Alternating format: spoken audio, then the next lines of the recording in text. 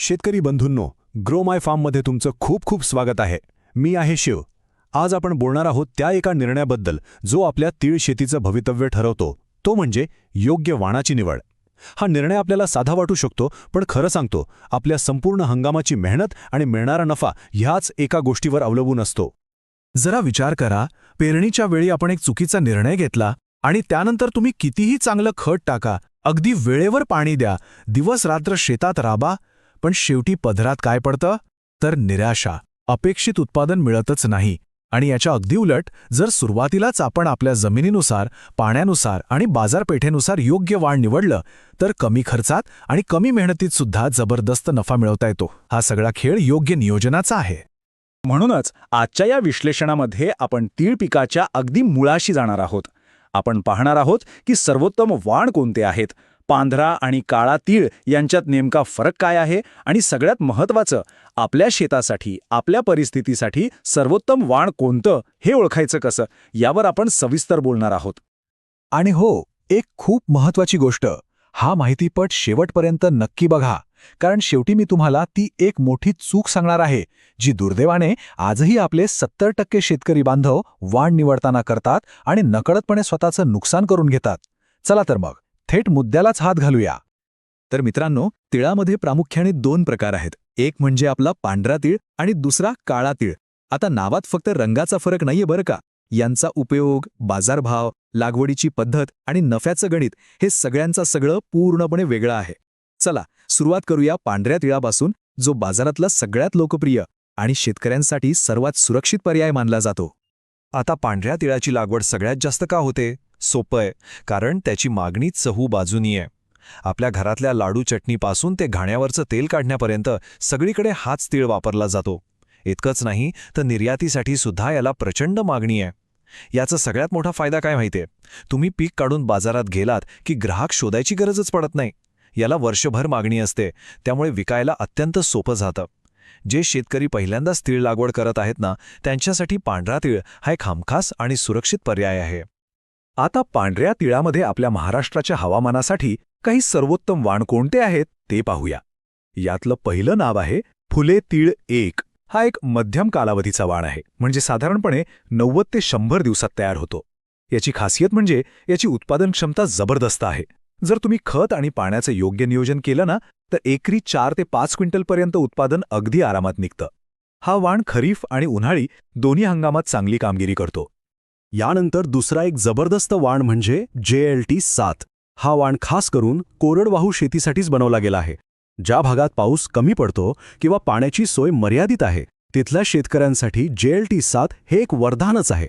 पाण्याची थोडी ओढ बसली तरी हा वाण तग धरून राहतो आणि समाधानकारक उत्पादन देतोच देतो. त्यामुळे ज्यांना पाण्याची चिंता आहे, त्या शेतकऱ्यांनी या वाणाचा नक्की विचार करावा. आणि तिसरा महत्त्वाचा वाण आहे AKT 101. या वाणाची सगळ्यात मोठी ताकद आहे त्याचा कमी कालावधी.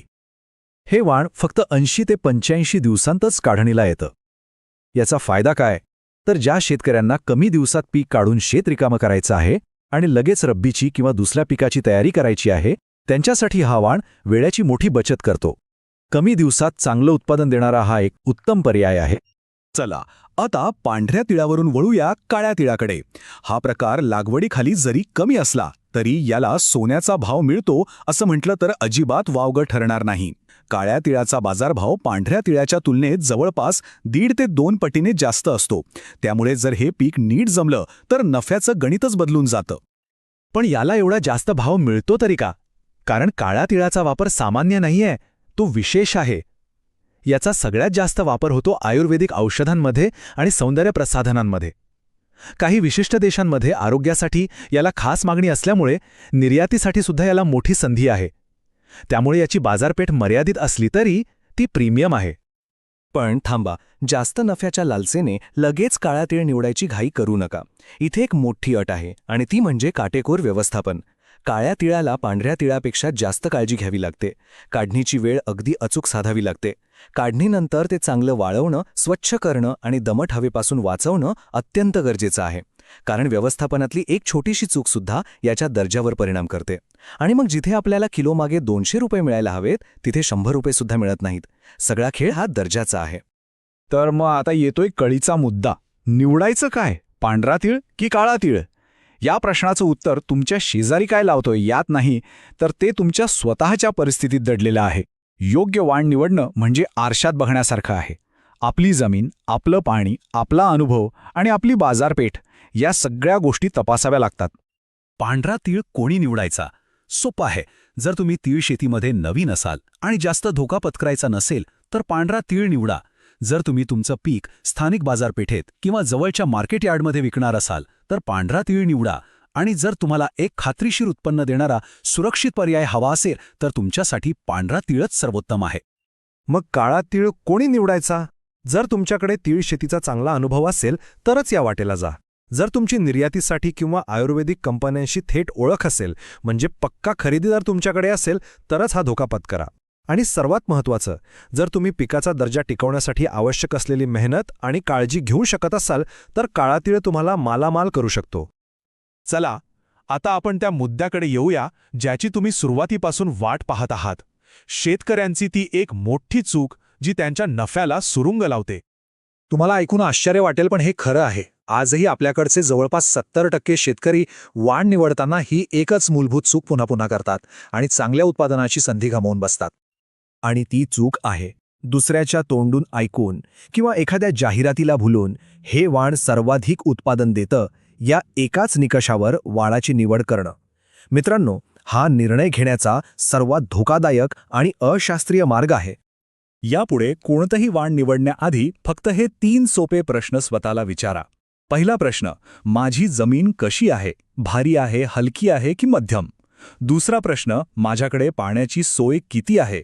मी पूर्णपणे पावसावर अवलंबून आहे की माझ्याकडे सिंचनाची सोय आहे? आणि तिसरा, सगळ्यात महत्त्वाचा प्रश्न, मी माझं पीक काढल्यावर ते विकणार कुठे?